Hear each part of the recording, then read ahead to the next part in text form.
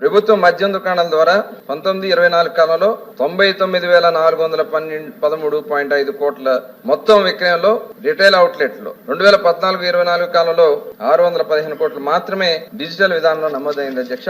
తీసుకున్న చర్య అధ్యక్ష సమర్థవంతమైన పనితీరు ఉండేలా చూడటానికి ఒక నియంత్రణ రేఖను అమలు చేసేలా నిషేధం అండ్ అబ్కారీ శాఖని పునర్వ్యవస్థీకరించడం జరిగింది అధ్యక్ష.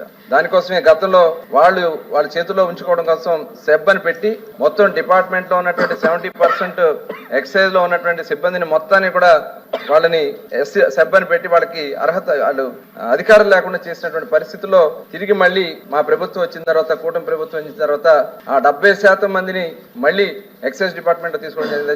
ఇవాళ ఎందుకంటే ప్రొహిబిషన్ చేయాల్సినటువంటి శాఖను తీసుకెళ్లి నిర్వీర్యంగా వాళ్ళని పక్కన పెట్టేయడం జరిగింది.